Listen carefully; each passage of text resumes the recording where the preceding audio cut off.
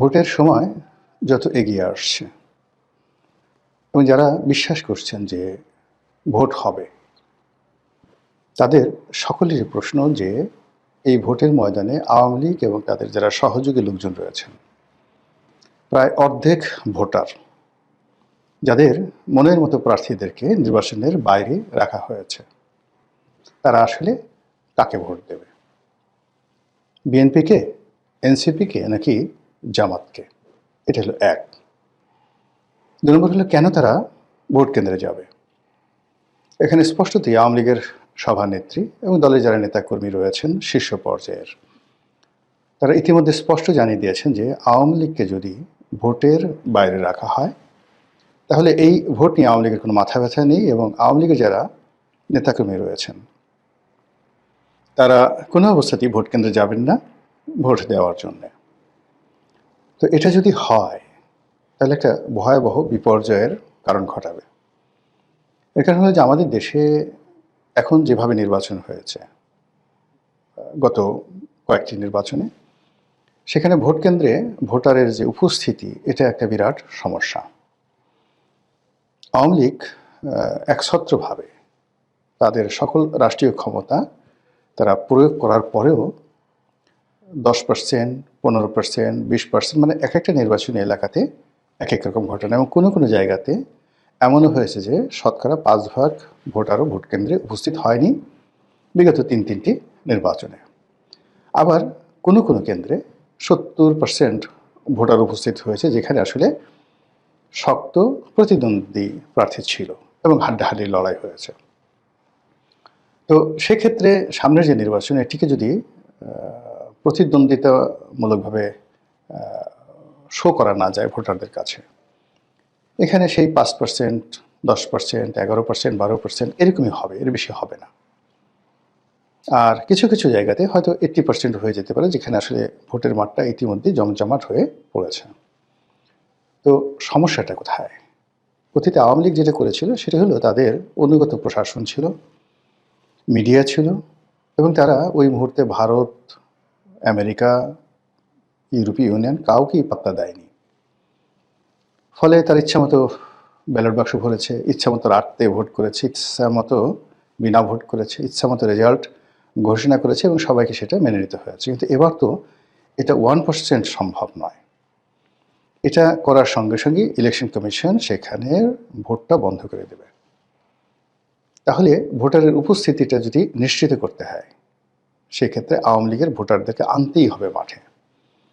এটি এত কঠিন একটা বিষয় যে হিমালয়ের যে পর্বতমালা, সেটিকে যদি কাঁধে এনে বা ঠেলে, গুতিয়ে, ধাক্কা দিয়ে আপনার বাড়ির পাশে আনার কেউ চেষ্টা করে, ওটা যেভাবে কঠিন, একইভাবে এই ভোটের ময়দানে আওয়ামী লীগের যে 50% ভোটার আছে, তাদেরকে ছলে বলে কৌশলে ভয় দেখিয়ে, টেনে হিসড়ে, প্রলোভন দেখিয়ে, হোয়াট এভার মেবি, আপনি যেটাই বলেন না কেন, ভোট কেন্দ্রে আনা ওই রকম কঠিন একটা বিষয়। এটা হলো আমার ব্যক্তিগত অভিমত। ২ নম্বর হলো যে আওয়ামী লীগ যদি এই নির্বাচনে কৌশল করতে চায়, মানে খেলতে চায় প্রার্থীদেরকে নিয়ে, তাহলে যেটা হবে সেটা হলো তারা সেই একটা জায়গাতে জামাতের ময়দানে উপস্থিত হবে, যেখানে তারা কৌশল মনে করবে যে জামাতের প্রার্থী স্ট্রং, আর অন্য জায়গায় তারা বিএনপির প্রার্থীর পক্ষে নামবে, জনসভা বড় হবে এবং প্রার্থীদেরকে মাথায় তুলে নাচবে, মনে হচ্ছে যে প্রার্থী তারা জিতে গেছে। কিন্তু শেষমেশ তারা ভোট দিতে আসবে না, যাবে না, বা ভোট কেন্দ্রে ঢুকে তারা ব্যালট পেপার নষ্ট করবে এমনভাবে। তাতে কি হলো যে সবাই একটা ইমেজে রইল, ভোটের দিন পর্যন্ত প্রচুর ভোটার উপস্থিত হয়েছে, আওয়ামী লীগের সব লোক ভোট কেন্দ্রে এসেছে, কিন্তু শেষমেশ তারা ভোট দেয়নি, হা ভোটের জায়গায় না ভোট দিয়েছে, না ভোটের জায়গায় হা ভোট দিয়েছে, আর প্রার্থীকে এমন সিল মেরেছে প্রতীকের উপর যেখানে ভোটটা নষ্ট হয়ে যায়। তাহলে কি হবে বলেন? এরকম একটা অবস্থাতে কি হবে? দিন শেষে দেখা গেল যে সবাই এটা মারাত্মক বিপদে মানে ফেলবে। নির্বাচন যারা অনুষ্ঠান করছে তারা দেখলো যে ইলেকশন কেন্দ্রে প্রচুর ভোটার ভোট কেন্দ্রে গেল, তারা ধরে নিল 60%, 50% ভোটার কালেকশন হয়েছে, অতএব সিল পিটানোর দরকার নেই। কিন্তু দিন শেষে গুনে গুনে দেখা গেল 5%, 6%। তখন নিজের গালে চর থাপ্পড় কিল ঘুষি মারা ছাড়া তাদের আর কিছু করার থাকবে না। এই গেল দ্বিতীয় অপশন। এবং এই কাজগুলো করা কিন্তু এত সোজা না। আওয়ামী লীগের যে চাণক্য নীতি, সেই চাণক্য নীতি যদি পরিপূর্ণ বাস্তবায়ন তারা ঘটাতে পারে, তাহলে সেক্ষেত্রে কেবলমাত্র এটা ঘটানো সম্ভব। থার্ড যে অপশন, সে অপশন হলো এলাকার যারা প্রার্থী তারা আসলে সত্যিকার অর্থেই আওয়ামী লীগের নেতাকর্মীদেরকে উদ্বুদ্ধ করতে পারলো তাদের ম্যাগনেটিক নেতৃত্ব দ্বারা, তারপরে তাদের বক্তব্য দ্বারা এবং তাদের নানা রকম কর্মকাণ্ড দ্বারা আওয়ামী লীগের যারা নেতাকর্মী তারা উদ্বুদ্ধ হলেন এবং আওয়ামী লীগের ভোটারদের জন্য একটা নিরাপদ জোন, সেফ জোন সংশ্লিষ্ট ইলেকশন কমিশন, প্রশাসন সবাই সেখানে উন্মুক্ত করে দিল, যেখানে যাদের বিরুদ্ধে মামলা আছে, তারপর যারা চিহ্নিত সন্ত্রাসী অপরাধী, তাদেরকে বাদ দিয়ে আওয়ামী লীগের যারা ক্লিন ইমেজের লোক তারা যদি ভোটের ময়দানে আসেন তাদেরকে সম্মান জানানো হবে, এমনকি তাদেরকে মঞ্চেও নিয়ে বসানো হবে। এবং এটি যদি শান্তিপূর্ণভাবে করা হয় তাহলে আওয়ামী লীগের যে রাজনীতি এটি খুবই কঠিন হয়ে যাবে আগামীর দিনগুলোতে। এবং সেক্ষেত্রে যারা যোগ্য প্রার্থী তারা এখানে লাভবান হবে। 4 নম্বরে যেটা মনে হচ্ছে সেটা হলো যে আওয়ামী লীগের কিছু লোক গেল, ভোট দিতে গেল এবং তারা প্রার্থীদের এবং রাজনৈতিক দলগুলোর যে গত সেই 17 মাসের যে কর্মকাণ্ড, সেই কর্মকাণ্ডকে যদি তারা বিবেচনায় নেয় এবং সেই অনুযায়ী যদি তারা ভোট দিতে চায়, তাহলে বিএনপির কপাল খারাপ। এক্ষেত্রে জামাত, এমনকি এনসিপি, এমনকি চরমোনাই যারা প্রার্থী আছেন তাদের কপাল খুলে যাবে। এর কারণ হলো এই দলগুলো জাতীয় পর্যায়ে, যেমন জামাত জাতীয় পর্যায়ে আওয়ামী লীগকে হিট অ্যান্ড হার্ট করে তেমন কোনো কাজ করেনি। তারপর যে সকল মব হয়েছে সেগুলো মব হয়েছে, সেই মবের জন্য পরোক্ষভাবে জামাতকে দায়ী করা হয়, কিন্তু প্রত্যক্ষভাবে এর সঙ্গে জামাত ছিল এটা লোকজন দেখেনি।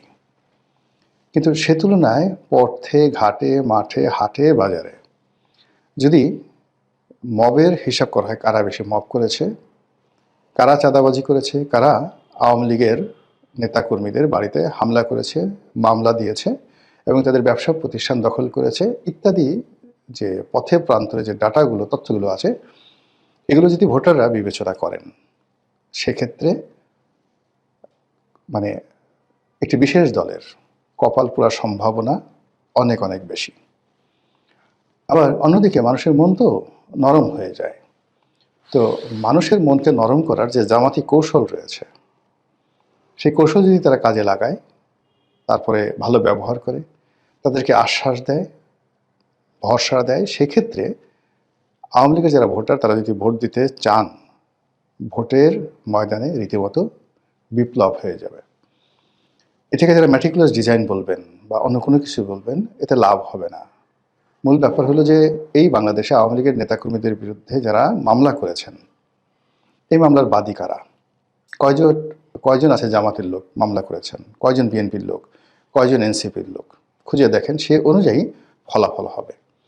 এখানে শেখ হাসিনা উনি যতই বলে দিন না কেন, ভারত যতই বিএনপিকে ফেভার করার চেষ্টা করুন, তারপর যাকে বলা হয় প্রশাসন বিএনপির ব্যাপারে যতই ঝুঁকে থাকুক না কেন, এখানে যদি শক্তি প্রয়োগ করে, প্রশাসনিক শক্তি প্রয়োগ করে ব্যালট বাক্স না ভরা হয় এবং এখানে যদি যাকে বলা হয় একটি ভুয়া রেজাল্ট শিট তৈরি করা না হয় প্রশাসনের তত্ত্বাবধানে, কিংবা এখানে যদি সেনাবাহিনী সরাসরি হস্তক্ষেপ করে একটা ঘোষণা দিয়ে দেয়, এই কাজগুলো যদি না হয়, সেক্ষেত্রে ভোটের মাঠের যে চালচিত্র, সেই চালচিত্রে আজকের দিন পর্যন্ত বেশিরভাগ সিটে জামাতের প্রার্থী এগিয়ে থাকবে।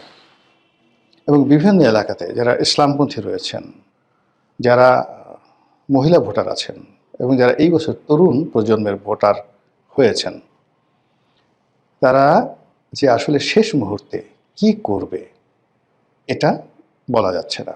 তা আমরা আলোচনা শুরুতে আবার চলে আসি, যেটা বলছিলাম যে আওয়ামী লীগের ভোট কোন দিকে যাবে বা আওয়ামী লীগের ভোটাররা কাকে ভোট দেবে। স্পষ্টতই বোঝা যাচ্ছে যে গত 17 মাসে বিভিন্ন এলাকাতে তারা যাদের দ্বারা জুলুমের শিকার হয়েছে, অত্যাচারিত হয়েছে, যে সকল চাঁদাবাজ চিহ্নিত সন্ত্রাসী তাদের বাড়িঘর লুটপাট করেছে এবং এলাকাতে দাপিয়ে বেড়াচ্ছে, তাদেরকে আওয়ামী লীগের লোকজন ভোট দেবে না। আওয়ামী লীগের লোকজন যদি জোর করে তাদেরকে আনা হয়, এমনকি বুথের মধ্যে ঢুকিয়ে দেওয়া হয়, সেক্ষেত্রেও ফলাফল খুব ভালো আসবে না, খুব খারাপ আসবে। আবার দ্বিতীয়ত যেটা আছে সেক্ষেত্রে হলো যে আওয়ামী লীগ এই যে এই মুহূর্তে কেন ভোট দেবে না? প্রথমত হলো দল মাঠে নেই, তাদের নেত্রী দেশের বাইরে, এবং এই প্রথমবারের মতো ব্যালট পেপারে নৌকা নেই। এটি যে কোনো আওয়ামী লীগের লোকজনের জন্য অবমাননাকর। ফলে তাদের যদি মানে পিত্তি থাকে, আমরা বলি না যে লাশ শরম থাকে তোর পিত্তি নেই, তো পিত্ত থাকে বা পিত্তি থাকে, তাদের যদি ন্যূনতম চেতনাবোধ থাকে, মর্মবোধ থাকে, মানবিক বোধ থাকে, তাহলে এটাকে তারা একটা অপমান হিসেবে মনে করবে।